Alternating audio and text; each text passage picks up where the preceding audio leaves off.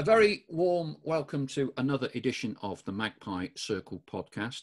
And in this Black History Month, we wanted to celebrate the contribution of Dave Regis and his family to sport in this country and to Notts County in particular. Dave, of course, needs no introduction as a member of Neil Warnock's all-conquering team back in 1991. Dave, a big welcome to the Magpie Circle podcast. Thank you, Paul. Great to have you on. Great to have you on. And before we delve into too much specific detail about Notts and that great season, your family, extended family, has made such huge contributions, not only to Notts County, but to professional football in general, to sprinting as well. Your family seem to have some fantastic sporting genes. Your older brother, Cyrille, of course, needs no introduction to what he contributed to sport. You are uncle to Jason Roberts, who also had a fantastic career. And also another relative that you have was John Regis, who was a hugely successful sprinter back in his day for Great Britain. Sporting genes kind of run in the Regis family, don't they? Yeah, well, it seems that way. Yeah, I mean, to have three successful sports men in one family is, I suppose, maybe in many ways unique. And yeah, we were all fortunate to be able to have a career in sport, which is, I must say, doing a sport you love for a career is absolutely brilliant. You know, the best job in the world, without doubt. Was there a lot of friendly banter, competitive rivalry? How did it all pan out? Family-wise, no. We just got on with what we do as a normal family. So in terms of my brother Cyrille, there was no competitiveness there because he was 6 years older than me, which is actually quite a big gap. When we went to the same school, and so when I went to the school, he had already left. Which school was this? This was in London, was it? Cardinal Hensley, yes, in Harlesden, northwest London. And my older brother, who was 2 years older than Cyrille, they would have been a lot more competitive. But they actually went to two different schools, and I can't remember the reason why, to be honest with you. But certainly, me and my brother, no, I just obviously looked up to him as a little brother, and yeah, he looked after me, you know. So by the time you were starting to move up in terms of 13, 14, Cyrille was already an established professional footballer. Was he in some ways a hero or a role model for you? Oh, absolutely. Absolutely. Up until that time, Paul, I had no real knowledge or idea of what it was like to be a professional footballer. Yeah, I read the news, used to watch football on TV. I knew my brother played semi-professional football, but never ever really went to watch him play. Okay. He was just doing his own thing. He was an apprentice electrician, and I just knew he played semi-professional football. Being the age I was, and in London, I was doing my own thing as a young kid, not taking too much notice, to be honest with you, because he was an electrician playing semi-pro football. I had no ambitions to be a footballer or anything like that at that age. I just knew I loved playing football, and that was it for me. Clive Best was the first black player I remember watching on TV, and I subsequently I ended up supporting West Ham because of that. It was a unique thing to see. But certainly when my brother turned pro and signed for West Brom, until he's made his debut, which happened very, very quickly after he signed, it kind of brought this whole new world to me about being a professional footballer. He was on the back pages. There were headlines like Black Pearl and all this sort of thing. He scored 2 on his debut. And that was it. That was my then fascination and love affair with football. It started there. It's very interesting. So you were growing up in, is it the northwest corner of London? I'm not under my London geography. About 2.5 miles from Wembley Stadium. It is, isn't it? Yeah, I remember going on the tube and the Bakerloo line or whatever Yeah, and seeing. Campbell's Park, yes. Yeah. So your brother has gone from being kind of not known to being known very quickly. So how old were you when Cyril's then starting to make those waves? I would have been 13. He signed at 19, so yeah. So 13.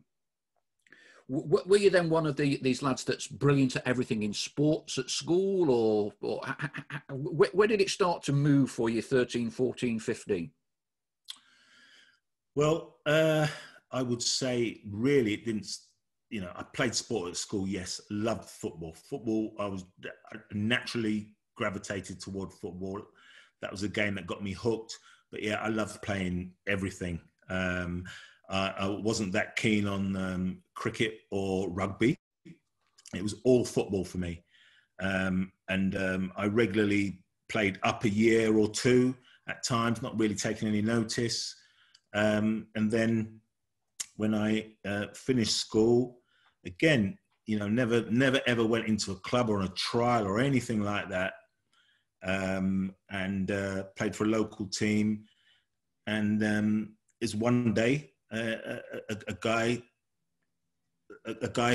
who's working for the Brent Council in the youth department, looking, doing youth work, etc. He was a keen footballer, I think an ex-footballer. He said to me, you should be playing at a higher level, basically. I think I was about the age of 17, 18. And he organised a trial for me with some guys he knew from the area who were playing for Dunstable Town. Okay. So they picked me up one day on my estate, jumped in their car, got to know them, went up to Dunstable pre-season. It was about a 45-hour drive from northwest London up the M1. And after about 2 weeks of training, pre-season, the manager was Alan Ramage. This offered me a contract, and I think I got into the team more or less straight away, and that was my my semi-professional career kicked off. How much was your first contract? Oh, I think it was about 25 quid, and at the time I thought it was the best thing ever, the best feeling to get paid to play football. And had you been taking on another profession at this point? Were you starting to work elsewhere during the day? Yes. I was an apprentice gas service engineer for British Gas. Okay. That was that more than 25 quid at the time or not? It might have been just, I can't really remember, to be honest, weirdly enough. Yeah, I think it might have been, maybe 30 or 40 quid, maybe more. So yeah, that would have been, what year was that? God, about 88 or something like that, 87, 88. So you've taken the first step at Dunstable Town. Cyril's a big gorgonzola, big cheese at West Brom. John, would he have been starting to make waves with British athletics at that point? Do you know what? I can't quite remember. I think so. John is about the same age as me. Quite possibly. We are cousins, but not particularly close. He lived on the other side of London. But he was actually a keen footballer himself, but never quite made it. So took to athletics. Okay, so there then followed, if you like, several years of playing semi-professional football for you, and I think one of the bigger, I think one of the big attractions, one of the reason for your gratitude to Notts County, is they gave you the chance of professional football, and I think you were by this time about 25, 26. Correct. But you'd worked your way up to Barnet, who at that period of time, Barnet were kind of the Liverpool of the non-league football pyramid, weren't they? So you've got Barry Fry as manager, you've got Stan Flashman, the old tickets out, as owner, and Barnet were invariably in the news for all sorts of different reasons. What was Barnet like at that time with you playing for them? It was brilliant. It was brilliant. The buzz, the camaraderie, the football we played, the support we were getting. It was fantastic. It really was. We were, great friends off the pitch. We used to have so much fun together, and we played good football. We were winning games, and pulling up trees at the time, and getting a lot of interest from scouts, etc., etc.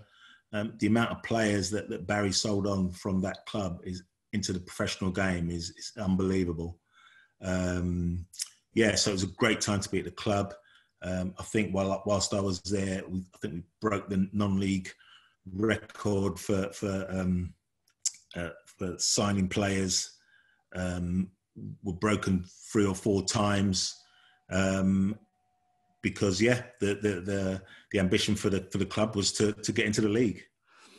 Okay, so you're starting off in what turned out to be a championship winning season with Barnet. We'll come to that in a minute.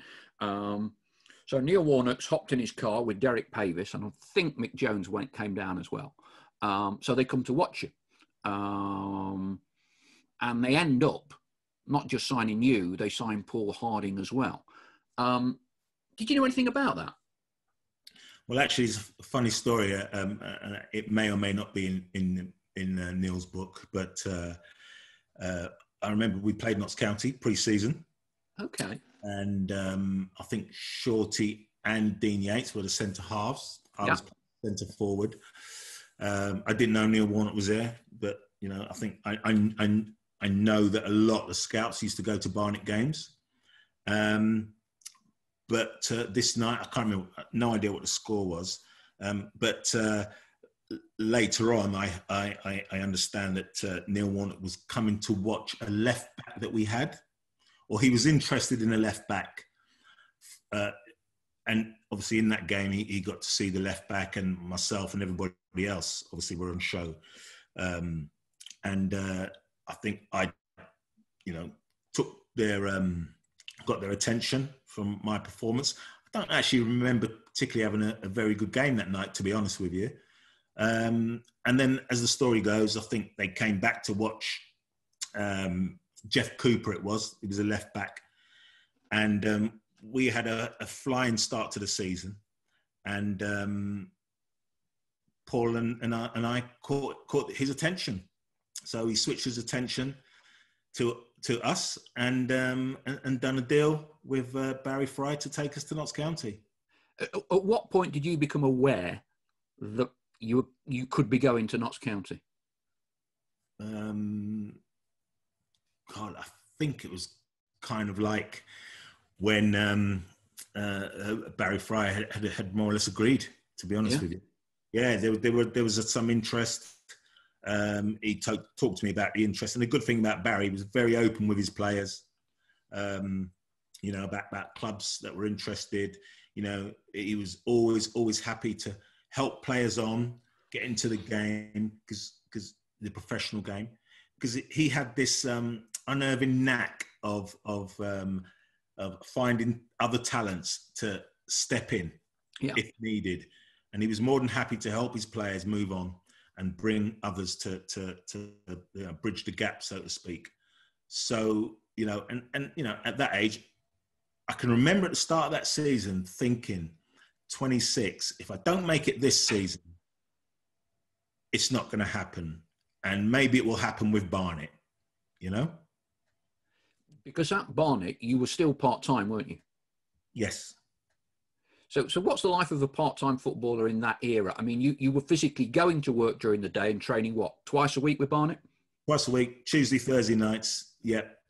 And, it was, I loved it. Obviously, I had the best of both worlds, earning extra money, doing what I love. And the job I had at the time, I think my apprenticeship obviously had finished, and I was I think I took another job as a youth worker, I think it was. So it gave me a lot more time to play football and travel midweek games, which sometimes we'd have to leave at lunchtime, for example. So yeah, it was fantastic, absolutely brilliant time. Okay, so Barry Fry's told you Notts County are in for both of you. Did it take long? I mean, was it Neil or Derek Pavis that did the contract with you? Did it take long? Was it just a case of I'll sign on the dotted line, don't worry how much you're paying me, this is my chance? Well, more or less, yeah. let me paint this picture to you. So I'm raw, okay. I'm 26, so you know, and you travel up to discuss contract terms, and you ain't got a clue. You ain't got a clue what they pay at that level. You ain't got a clue about anything. And you're in a room, and I think it was Neil Warnock, Derek Pavis, and the secretary at the time was Neil Hook. Yes, Neil Hook, yeah. Yeah. And yeah, basically they might as well just push the contract in front of me. This is how much you're getting, sign it. I'm like, yeah, right. So I don't know. I think I might have asked for a little bit more money, and they were like, "No, we can't do that." So chance of a lifetime. I wasn't going to turn it down. So you went up on your own. You didn't go with an agent. No. Non-league players never had agents then. Right. You know, agents at that time were kind of just becoming a thing in the game, and so no, it was you went up on your own. You negotiated whatever you could. And got on with it. But so, were you talking with Paul Harding? Did you travel up together and say, "Well, you know, I'm going to ask for this. You're going to, you know," and were you swapping notes, or how's it all going? Yeah, I think yeah, of course we did. Yeah, we talked about it, and you know, at the end of the day, we both got offered the same contract, and I would imagine back then most players were on similar contracts. Yeah, I'm sure everybody knows what Derek Pavis was like. So it was what you got, and that was it. But yeah, it was an opportunity for me to see if I could play at that level, and hopefully, you know, do well, get a better contract, and yeah, you know, to sign for a club in the old second division. You know, unbelievable. You're a London boy. You've been playing for Barnet. Now you are a professional footballer up in Nottingham. What was that like? What was that transition like? You know, was it first day in and you think, crikey, you know, I've made it now? Or maybe not when you go to Notts, because you weren't necessarily the greatest club in terms of facilities. But what was that like? Was it intimidating, or did you relish it? I relished it. You know, I had Paul Harding to help sort of buffer the nerves or any feeling of you know, insecurity by being up there. So we had each other to bounce off, and you know, the lads, the team were buzzing because they'd got promotion from the season before. So the camp was a happy camp, very happy camp.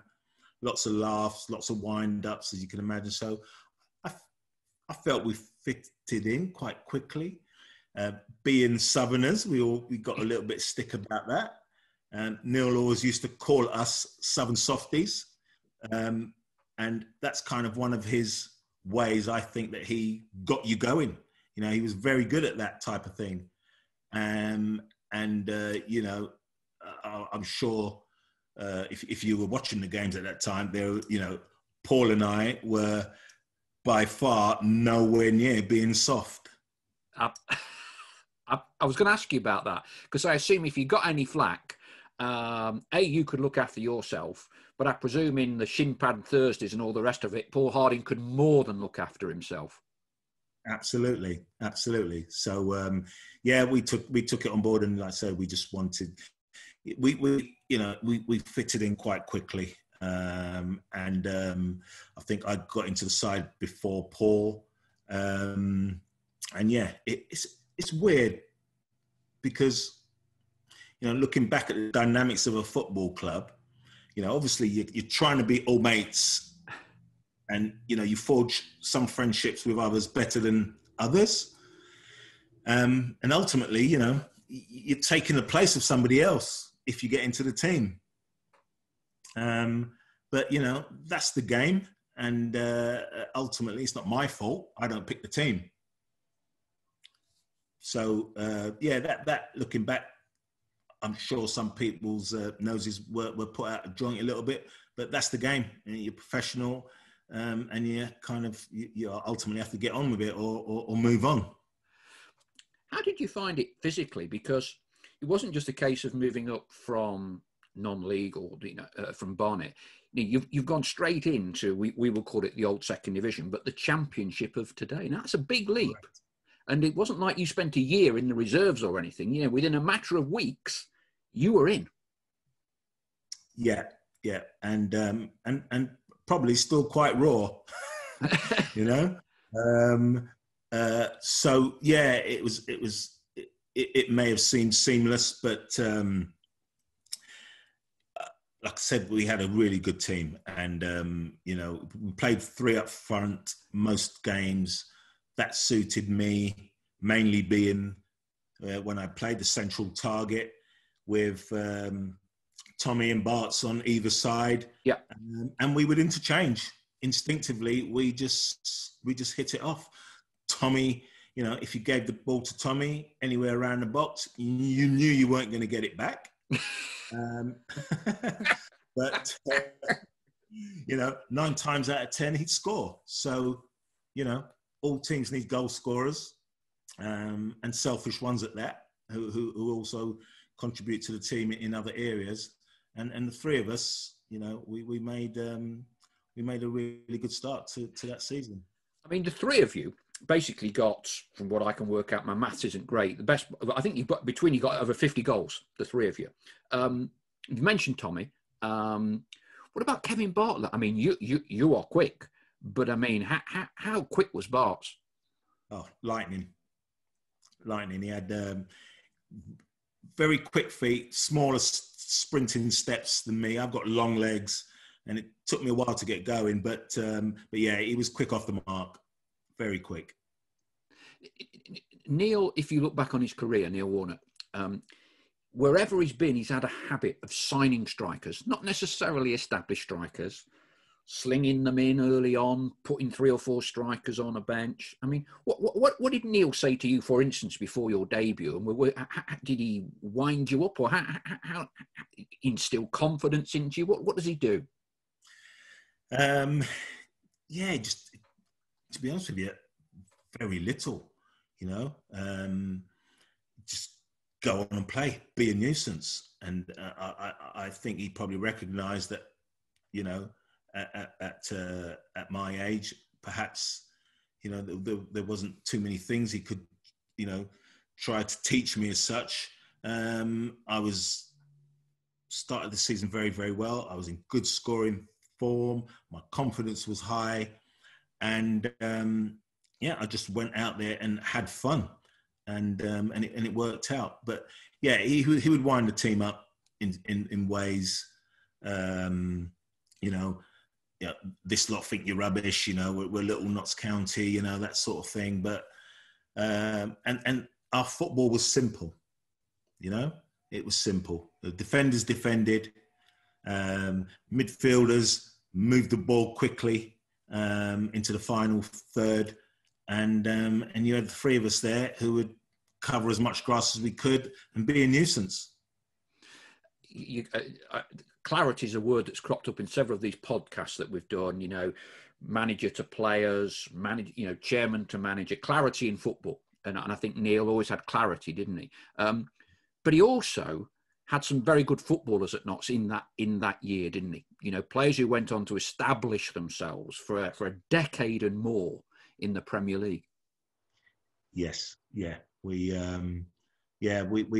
stuck to basics, and he allowed most of us to just play on instinct, but do the right things in the right areas.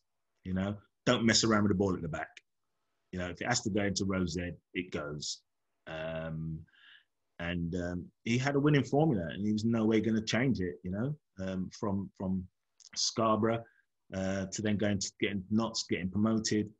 You know, he wasn't going to change the formula. He just had to get the right type of players into the way that he liked to play, that would thrive, and he was very good at that.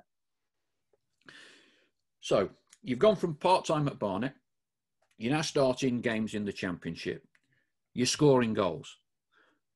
At what point did that group think to themselves, playoffs, a chance at the Premier League or the old First Division was achievable? I mean, I don't remember too many discussions, to be honest with you. But we were in the top echelons of the league for most of the season, if I can remember rightly. Yeah. And we finished very, very strongly. You know, I think in another, you know, we could have quite easily made automatic promotion. Like I say, the team had momentum, and momentum is very, very big in football. You know, you feel as every time you go into the pitch, you're going to win a game. You know, we had a really, you know, two great centre halves, you know, full backs. We had a great goalkeeper who didn't let much in, and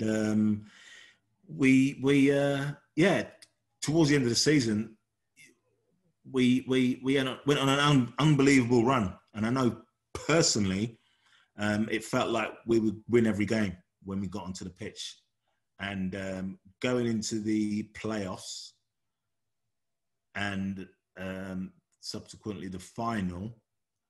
From my personal point of view, it never felt like we was not going to win.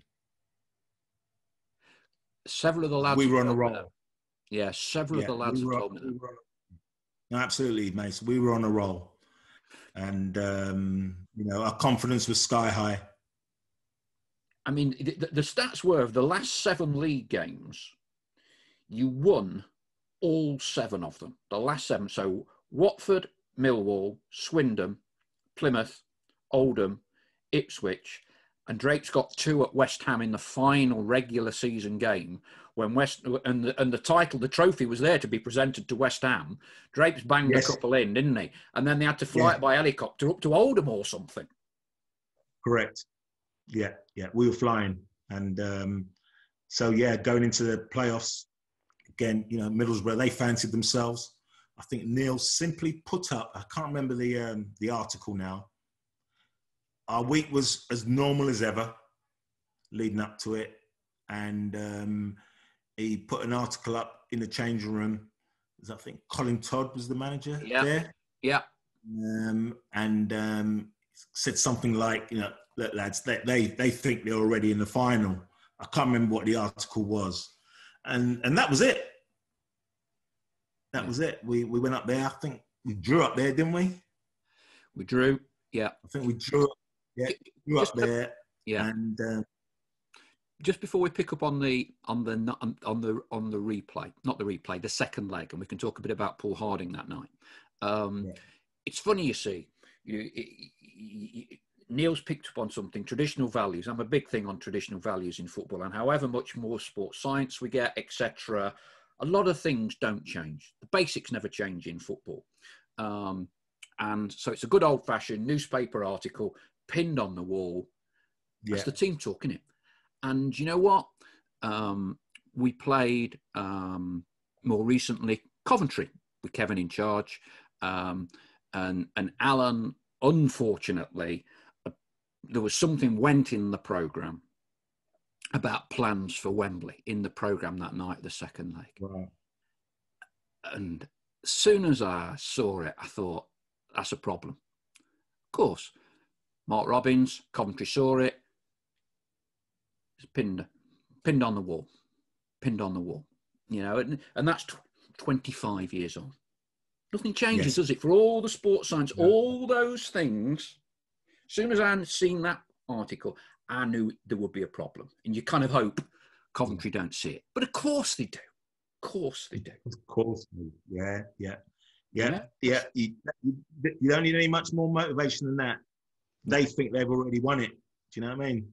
Yeah. So, great result, draw at Middlesbrough. So, your teammate, your buddy from Barnet, Paul Harding, he gets the winner that night, and that sort of rain-soaked night at Meadow Lane. Fantastic atmosphere. And it was a real one of them games. You could cut it with a knife, couldn't you? You could cut it with a knife. Yeah, absolutely. It was a great atmosphere, great night. So chuffed for Paul, because he was in and out of the team. But yeah, what a player. And one of my best mates. And it was a great night. But again, it never felt like we were going to lose. It was a tight game. It was fantastic night. Yeah. Really in many respects, that was a much harder match, wasn't it, than Brighton? Yes. Yeah, definitely. Middlesbrough were a good team. Yeah. They were a good team. They had some very, very good players. They were a good team. Talk to me about Paul, because a lot of his Notts career, a lot of people focus on, the elbow from Gascoigne and all of that. But he was as tough as nails, but could play as well. Yeah. What was he like as a character? Very good. Very, very funny. A little bit dry, but a really, really good friend. Loved being around the group, as you can imagine. We loved our time together whenever we went up to Scarborough and stuff like that. It was he was a great character. He was he would get very down when he weren't playing and stuff, because he wanted to play. Like any player would. It's a natural thing to be upset if you're not playing, but he never really showed how upset he was. And every time he got into the team, he did his job and did it very, very well. Obviously, very good mates. But was it the sort when you crossed the line, he changed a little bit of personality? I mean, did he kick you in training on shin pad Thursdays and things like that? He didn't hold back, did he? Oh no, he'd kick his grandmother if it meant he was going to get to the ball. Yeah, no, very, very, very good, very hard. As you know, we in training we wore shin pads. Hence shin pad Thursday, which for the uninitiated is kind of a code among professional football training. You don't kick each other. Yeah, it's not non-contact, but you ease back. With Neil, in you went. Well, we didn't go out to hurt each other, but if the ball was there to be won, you went for it and you won it. And, so hence, wearing shin pads made sense. We were very, very competitive. I don't remember too many sort of real fallouts or fights in training or anything like that. It was just very, very competitive, So, you beat Middlesbrough. Another trip to Wembley. Quite a few of the lads have experienced it the previous year with Tranmere. For you and Paul, for instance, it will be your first time. What did it mean to you to be going to Wembley? Oh, for me, it was unbelievable. As I said previously, I grew up two and a half miles down the road from the estate I lived. If you were in a certain block, you could see Wembley Stadium. On the day when there was a big game there, say Scotland, England, or whatever, you could hear the crowd. Very, very, very lightly, but you could hear big roars, etc. So going back there to play was amazing, an amazing feeling, I must say. There are. Looking back, there are so many players who at that time, it was a privilege. You never got to play at Wembley very often. Yes. So to play there in a playoff final was unbelievable. And to to have you know, mates who I knew from the area, you know, who I'm sure even watched the game on TV. It wasn't live back then, was it? Not that I remember. But no, it was a great feeling.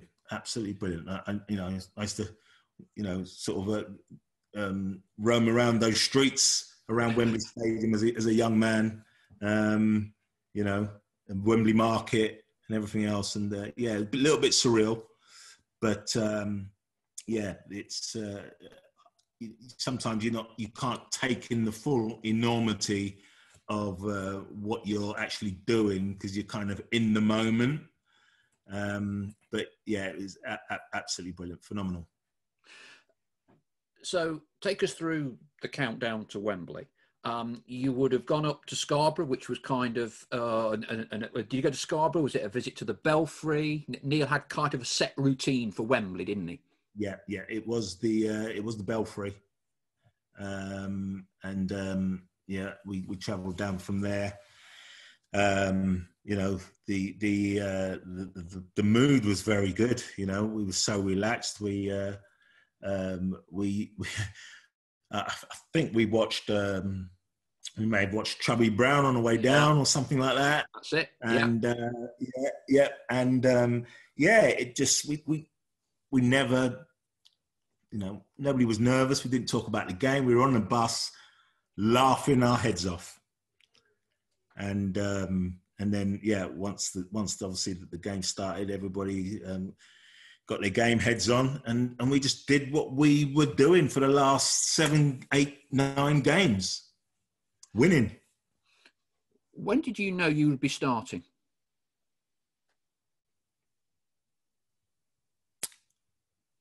That's a good question, Mace. I think I may have started every one of those 9, 10 games. So I think how does Neil announce the team? Because clearly there's going to be some disappointed people. How did Neil do that? Yeah,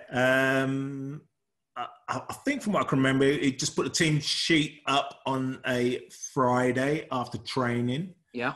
To be honest with you, I can't quite remember how that played out. But normally he would do it the day before the game. Yeah. I'm trying to refresh my memory as to what happened then, whether it was on the way down in the dressing rooms or whatever. So apologies for not remembering, but normally he would just name the side the day before the game. After a Friday, it would go up on the board.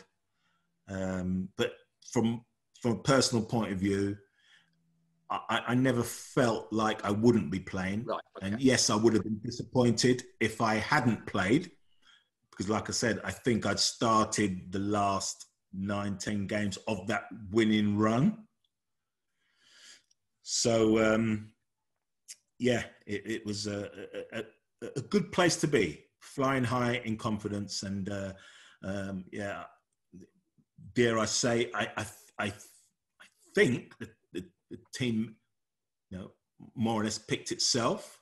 But I do remember there was a change. And I'm trying to think what it was. There was somebody who was really disappointed not to play, and I can't remember if it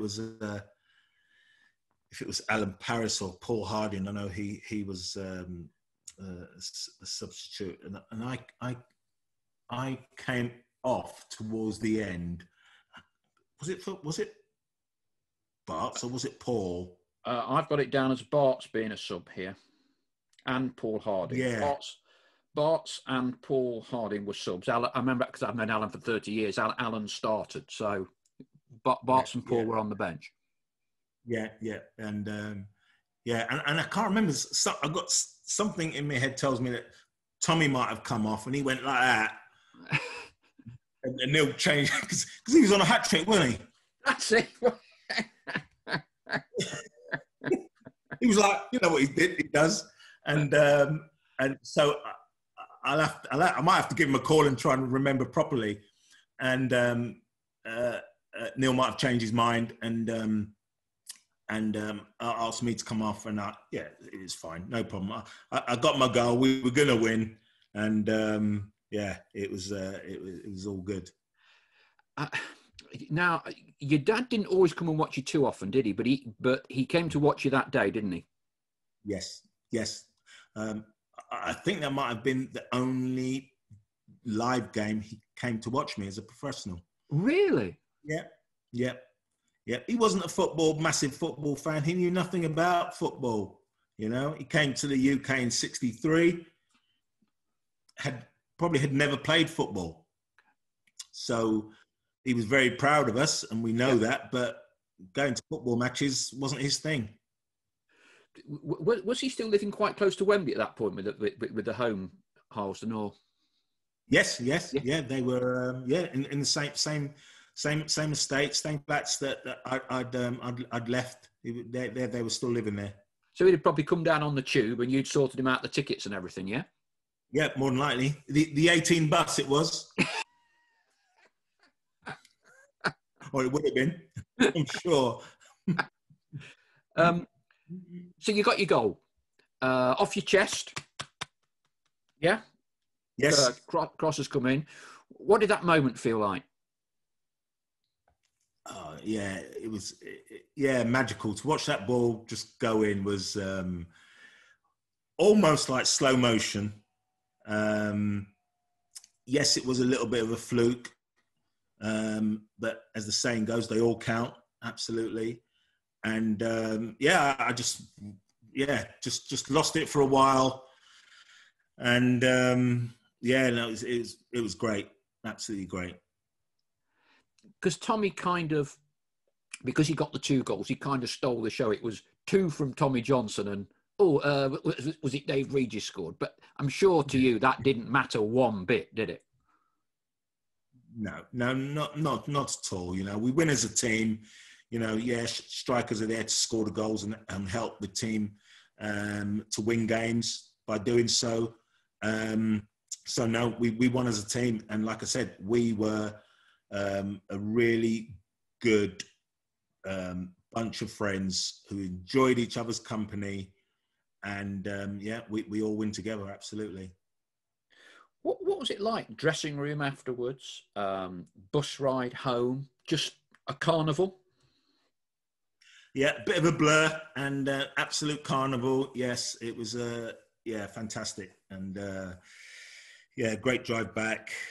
We were buzzing obviously, and it was a lot of alcohol on the bus and a lot of banter, and everybody just happy, making phone calls, and it was absolutely brilliant. We stopped on the way home in the pub. What's that pub called? Did you come off the A453? The Crusader. The Crusader. Yeah, we stopped off there before we went into the ground and our cars, and a lot of it from then on is a little bit of a blur, but it was fantastic.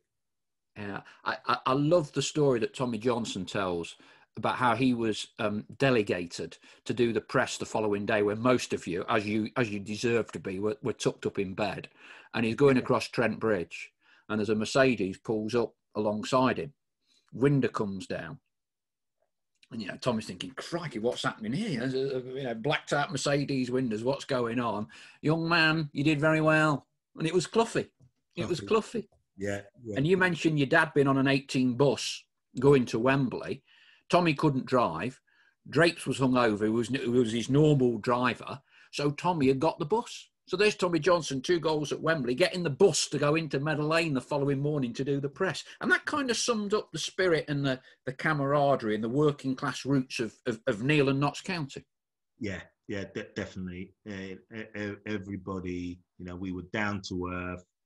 We'd engage with the fans. We'd drink with the fans.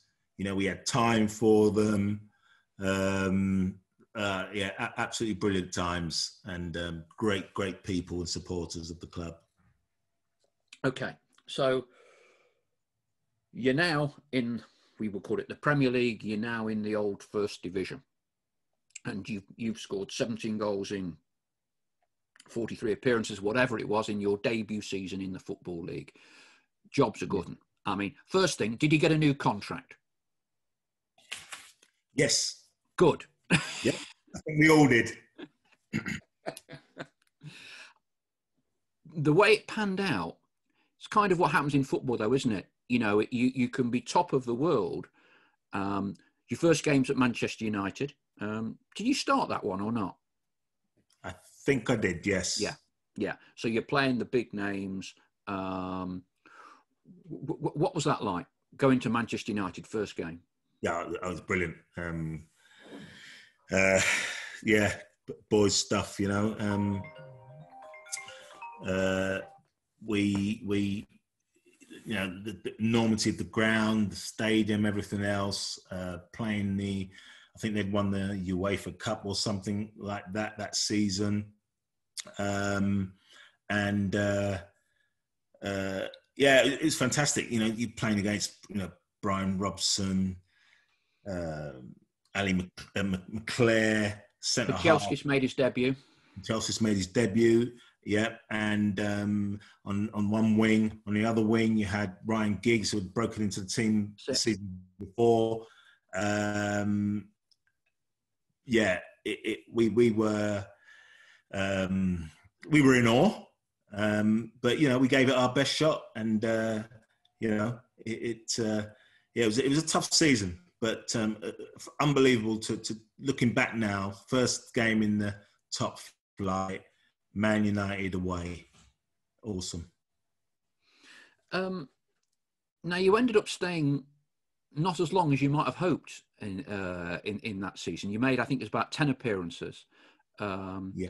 Not signed Paul Rideout, I think, among others. Yes. What happened? How disappointing for you was it that you move on?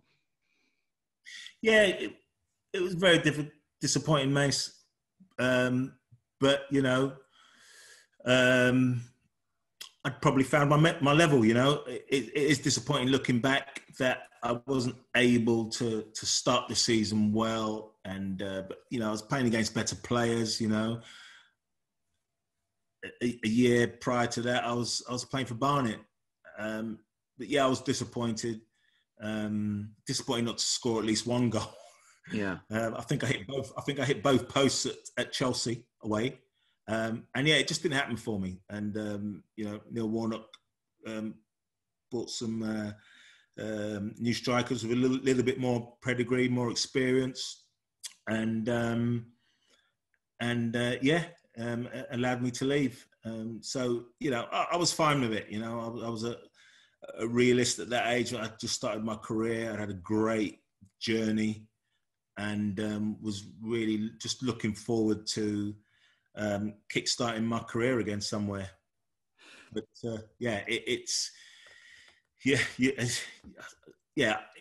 it wasn't that much of a surprise to me that he was going to buy other strikers, and I would either have to step up or step aside.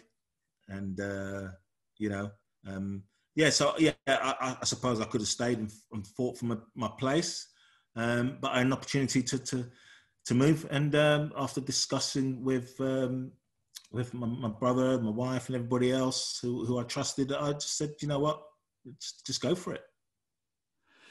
You seem remarkably calm, at ease with yourself over that decision. But I'm guessing at the time must have been a real roller coaster.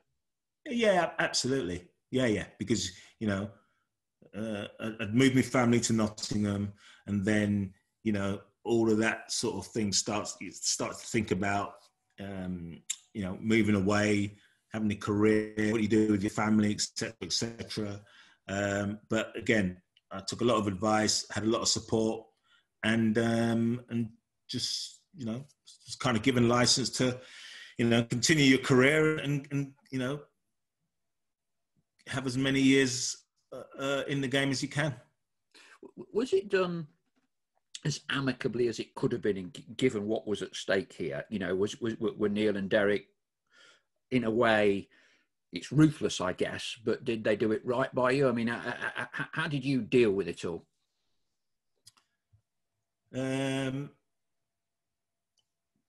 Thinking back, Mace, I'm trying to think if I got angry at any time. I don't remember at all getting angry at anything. Just disappointed, yes. Yeah, you know, a little bit pride dented, but just took it on the chin. You know, just took it on the chin. We had a chat. Neil Warnock said, "I've got so and so interested in you," and I went to have a chat with them. It was I spoke with Fulham and Plymouth Argyle, and I had the choice. It's my choice. Both wanted me. Yeah. And I purely, I kind of made the decision on basically based on the team that was in the highest division. You know? Yeah, it didn't work out as well as I would have liked, but you know, just kind of made the best of it as I could, and then bounced back at Stoke a year later. Because Notts, in a way, gave you the springboard and platform to become an established Football League professional player, didn't it? Yes. Yeah, they did. They gave me the opportunity that I thought I'd never have. So, you know, I was you know, grateful for that. I'd never thought I would play professionally. I never thought I would have the career and experiences I had. So I just you know, just did what I had to do to do what I wanted to do until I couldn't play no more, you know. You went on to have a very successful career. You had a good time at Stoke. So you ended up making a good living out of the game as a professional. You then moved into kind of academy, development, coaching, recruitment. Tell us to the Notts fans, what have you been up to over the last few years? Well, where do I start? It's more than a few, mate. 22, I think. I was being polite. Which is bonkers, really. It's just absolutely flown. But so, you know, I had to retire earlier than I would have liked, 34, and not quite ready, but had put some things in place to one, maybe stay in the game, or tried to stay in the game, but I was into my fitness and stuff, and thought that's what I'd be, a fitness trainer. So I trained as a personal trainer, and was doing some work with Forest and one or two players, set my own business up as a personal trainer. Worked in gyms and trained people, and then I moved on from there to train personal trainers, and so I taught personal trainers to be personal trainers, and then worked in a college doing a football program and education, and then I started to move towards more education. I started teaching and running a football program, like I said. And I had the opportunity to go to university and complete a degree, which I did. Very good. Degree in education. It was the hardest thing, one of the hardest things I've ever done. But so glad I put myself through that, you know, and I have a real thirst for knowledge now, and trying to improve myself all the time. And learn and be the best I can be. But, you know, initially I did it, a lot of it was done not just for myself, because at school I weren't interested, you know, in terms of education. I think I was quite bright, but I was lazy, and just wanted to be, you know, have fun, basically. So I wanted to prove to myself a little bit, but also to inspire my two younger boys at the time. who were sort of getting to the age of sort of 13, 14. And if they were anything like me, they would have had no idea what they wanted to do. But by going to university, hopefully I would have inspired them to want to do the same. So yeah, that worked well. And then whilst I was training to be a personal trainer, Brian Bates invited me to work in the Academy, School of Excellence. And whilst I had done my preliminary coaching badge at the age of 19 in London, I didn't really have a desire to want to coach for whatever reason. I think I was just probably put off by the lack of opportunities, or the perceived lack of opportunities. You know, my brother was in the game and fell out very quickly, and I just thought, and a lot of players weren't getting opportunities. So I kind of made a conscious decision that no, maybe it's not for me. But then I got this offer from Brian, and I took it up, and absolutely loved it. I kind of got the bug again for coaching, and feeling wanted at a club, working with the young players and trying to inspire them to try and have a career in the game. But that was part-time. And then got into more education. I've worked at Charlton's Academy, head of education and welfare. I was there for 4 years. Great club, lovely time at that club. If circumstances were different, i.e. two relegations, in the 4 years I was there, the job for me just changed and it wasn't the same. So I decided to move on. And since then I've worked for the Football League. I've worked for Double Pass in the Premier League with the EPPP at the very outset. I was one of the original auditors for that company and the EPPP. I worked 6 years for the Football League as a regional manager. That was very good also. But then Notts County, saw the job, thought, do you know what? I can do this. Let's give it a go. And unfortunately, it didn't work out as I'd planned. And so you move on to, as I say, bigger and better things. I think you've been very diplomatic about that time at Notts. Paul Hart had come in, hadn't he, with a mandate to structure the whole football playing side.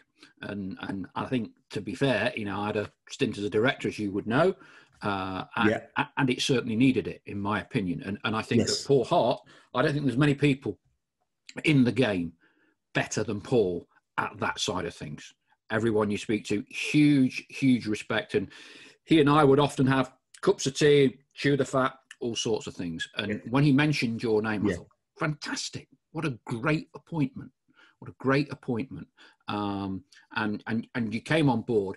But I guess the goalposts in many different respects moved very quickly, didn't they?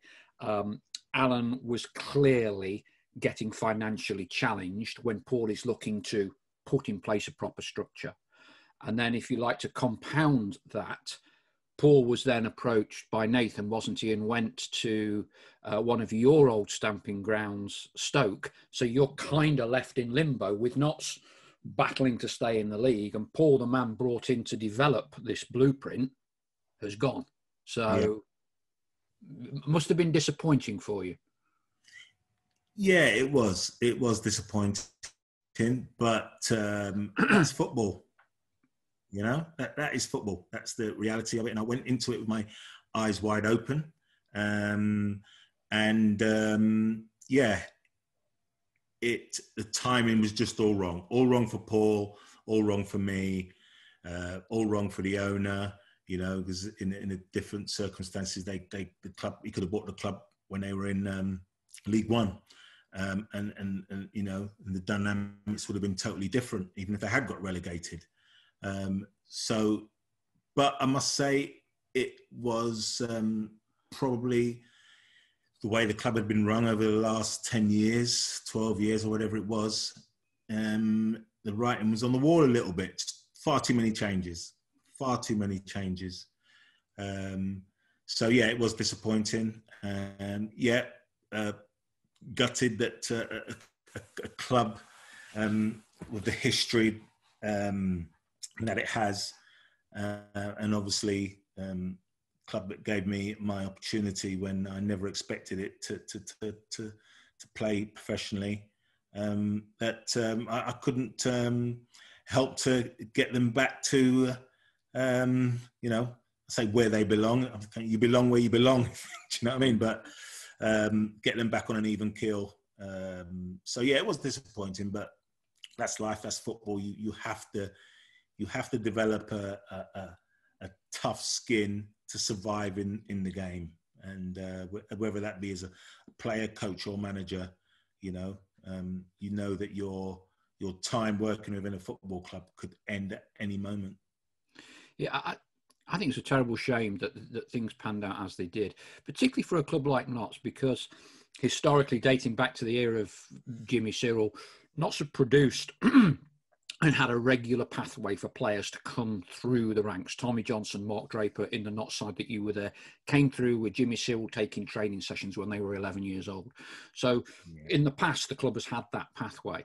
And I'm not sure it's had a proper pathway for many years for young players to be given proper opportunities. My son, whose idea all these podcasts are, he would know Colby Bishop, who came into Notts' youth team, not through the system, but into the youth team, scored a load of goals, played about 1.5 games, disappeared, and now, he's doing very, very well at Accrington. He's a local lad. He's a local boy. We sat down in that little office and we spoke about the need to bring local players through the ranks. Yeah. But it's one thing developing them. They've also got to have a chance, haven't they? They've also got to be given a chance. Yes. One of my bugbears, or one of my thoughts, and I don't know what I'm an amateur, as Derek Pavis was always told to say, but spent a long time in the game. So I've never kicked a professional ball, but I do think you need to be able to demonstrate to parents, pathways of people coming through that academy.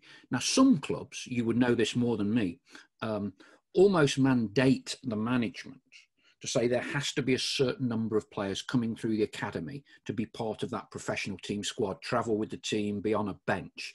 Is that something you would advocate, or do you think that isn't really fair and they should be there, get a chance solely on professional merit? Absolutely. It's got to be on merit, without a doubt, Mace. It's got to be on merit. But the club, if you're going to have an academy, then you have to make sure you've got a process that ensures you're going to produce players that are capable of representing the club. Okay, no club goes into it to produce players just for the sake of it. You produce players because they're local lads. They've got an affinity with the area and the club, and if you're putting your time and effort and finances into developing them, of course you want them in your first team. But there's so many things that have to align for that to happen, and sometimes football clubs or managers don't trust young players enough. Yeah. But there has to be a sort of strategic, systematic approach to it nowadays. Back in the day, it kind of happened seamlessly. They were chucked in, you sort of sunk or swam. Yeah. Now it's a little bit more systematic. So, you've got a talent, but when he crosses that white line or he trains with the first team, he shrinks. So, what do you do with him? He's a talent. Do you just discard him, or do you support him and find a way to get the best out of him? So, example, somebody like Jack Grealish. Yeah. Villa knew they had a talent, and he would make lots of mistakes, and he was allowed to make mistakes because they knew he had a talent. And you have to find ways to keep him in the building, but get him to a level that when he does get into the first team, he's ready to perform. And of course, he came to Notts County, didn't he, for a full season, together absolutely. with Callum McGregor, captain of Scotland. Yes, exactly. So, clubs use the loan system very well. Players sometimes go into non-league, semi-pro to find their mojo and confidence. Harry Kane dropped down the league. So there's talent, and you need the right people around you, a little bit of luck that believe in you and keep you in the system for long enough to get into the first team. But yes, certainly no club has an academy where they don't think they're going to get players into the first team. But you're right, it has to sometimes come from the ownership. You see, my point, again, as an amateur, although I was 17 years at Leicester, my point would be in terms of a philosophy. And we had Ricardo Moniz on the previous week, and he's very big into his philosophy. Johan Cruyff, Barcelona, Jimmy Cyrille. Great listening. Had to win a few games as well. Of course. But managers, it's an instant world we live in, isn't it? You need instant results. We all talk about giving people time. You lose 10, 15, 20 games on the spin, you ain't in a job. That's the reality of modern professional football with a promotion and relegation system. So from a manager's perspective, the pressure is always on for instant. Has to be instant. And how do you weigh up, and so then the temptation must be to go for a 32-year-old transient player who will maybe do a better short-term job for you because you think, if I don't get a result in the next few months, I'm struggling here, than the 18-year-old. And I think if you look at Notts County over many years, the churn of players and the number of players that we have signed in their 30s, their last contract, and they've got to be costing 3-4 times as much as an 18 or 19-year-old. And that 32-year-old plays 10 games or whatever. I'm not saying you go youth at all costs, but I think like you've just alluded to, I think there needs to be some overall structure that your academy's then got to fit into as part of that process. Yes, definitely. And I was very fortunate to spend 4 years at Charlton Athletic, and they've been doing it for a long, long time. And they've got a great man there, Steve Avery. Steve Gritt was the academy manager when I went there. And they've proved that you can do it over and over and over again, because you believe in it. And it becomes a habit. It becomes a habit. Because you've seen it happen so many times, that kid has got talent.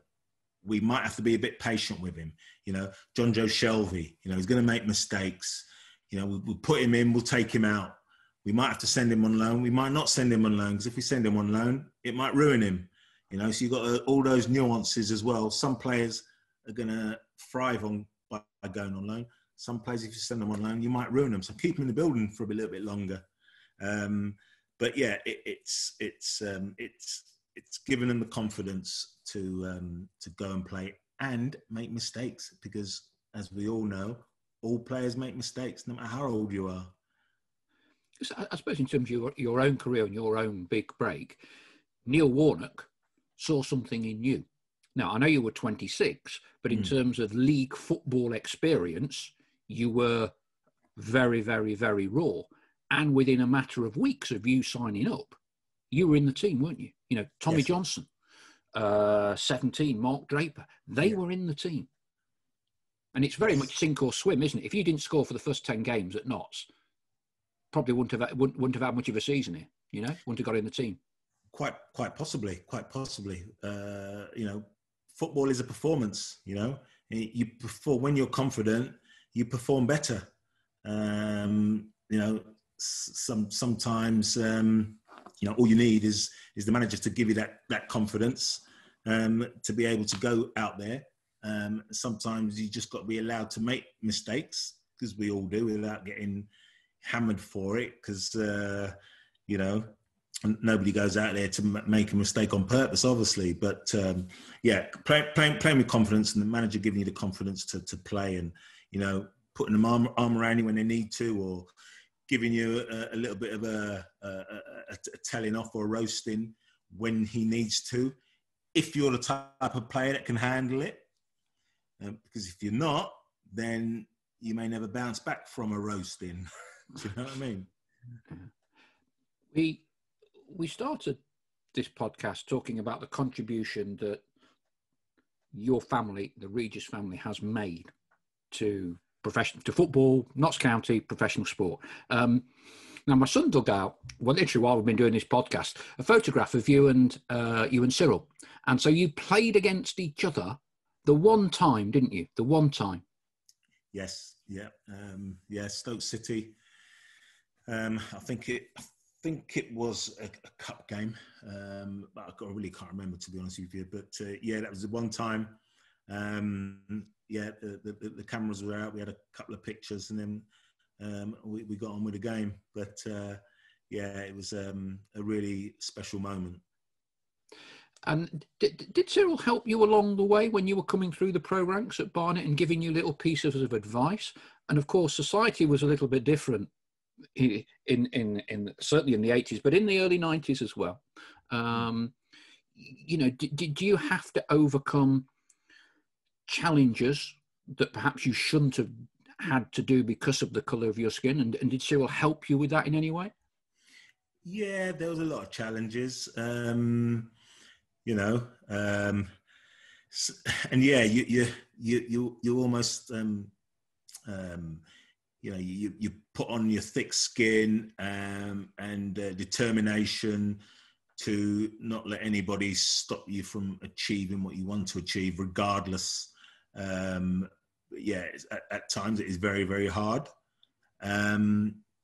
But you can't let the racists or those that don't like you just because of the colour of your skin for no other reason, and try and put you off from achieving what you want to achieve. So yeah, it was tough, but like I say, it's up to now. It's made me the person I am, so to speak. It's not a nice thing to happen to anybody, but it's kind of one of those situations that it is what it is, and you have to make the best of it. Society needs to change. Difficult conversations need to be had, and with I'd go as far to say, even with some of my white mates and some of my best white mates, we've never had that conversation. What's it like for you, or why is it that some white people are worried about what they say to a black person? Let's have that honest conversation, and I can assure you, it's that conversation will be as difficult for me as it is for any of my white mates or any white person that I know. But if they're coming from the right place, in terms of empathy, then no question is a silly question. You might get something wrong, but like I said, if your inquisitivity is coming from the right place, then that person you're talking to will welcome it, and welcome you wanting to get to know him and understand him. And yeah, I would say to any white person out there, if you've never had a black friend or really got to know somebody who's different to you, get to know them.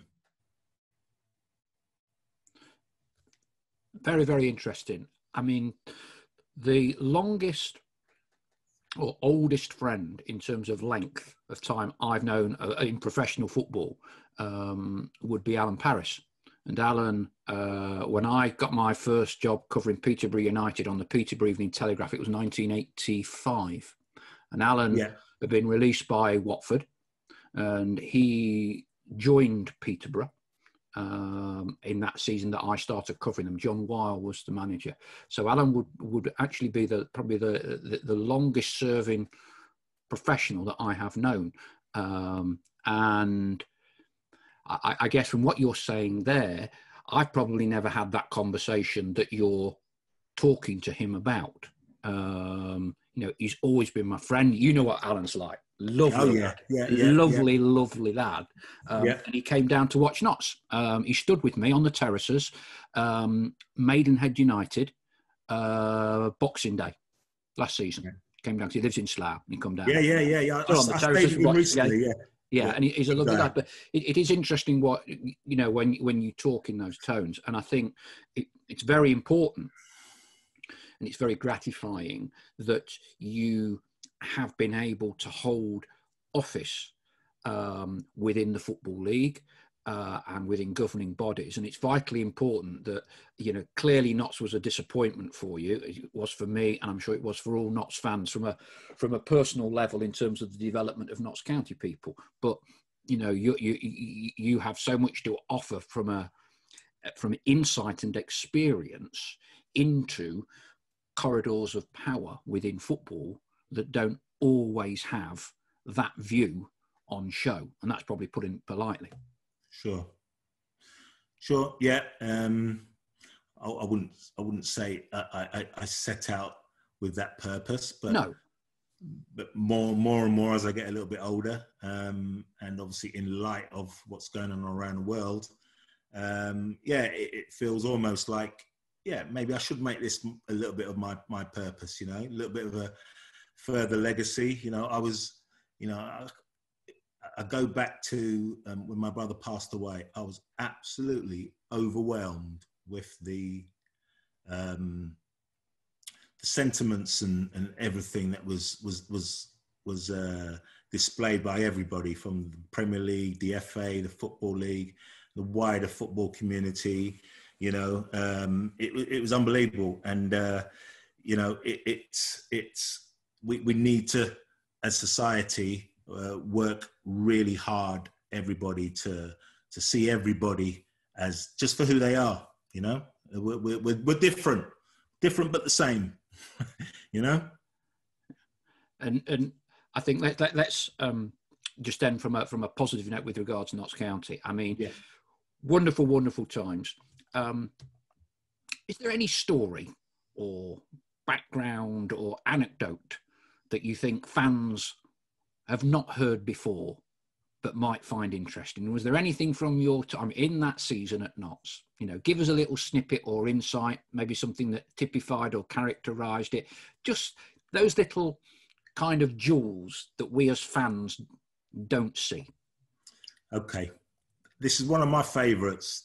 Good, we like these. Come on. And I'm sure I have told the story before, but as you know, we used to go up to Scarborough quite often, and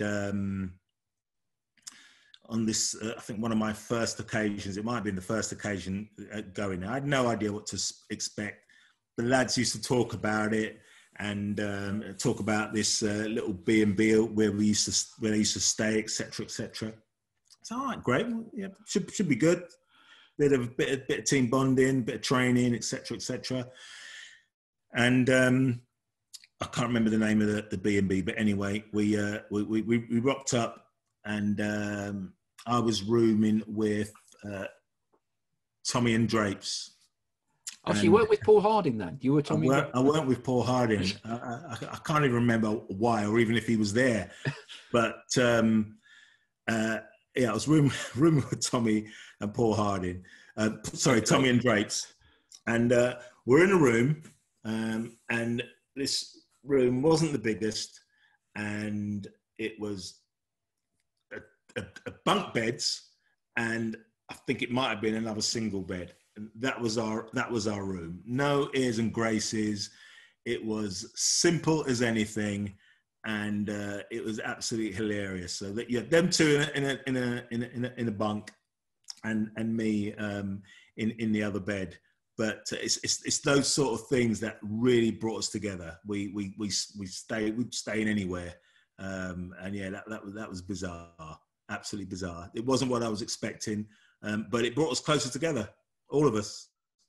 Is it right you used to go down onto the beach and run into the sea, and when it weren't too warm? Yeah, no, I didn't. Some of them did. Yeah. Nah, it's far too cold for me, mate. Let's see.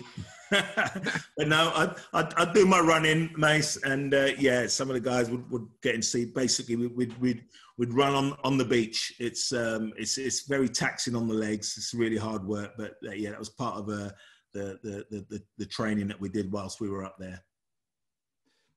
Dave Regis, thank you very much indeed. There's a big mix there, serious, not so serious. But I think from a Notts County perspective, and this is a Notts County podcast, thank you on behalf of all supporters for such a wonderful season that you gave us. You wonderful time. And I think you're probably a very, very exclusive club of either 4 or 5 Notts County players ever to have scored at Wembley, and that's something very, very special. So on behalf of all fans, thank you for that, for such a wonderful season. And I'm sure all of us wish you every success in your current and future career. Thank you very much, Mace. And I'd just like to say to the Notts County fans that you're great people. Stick with the club. You will come good again.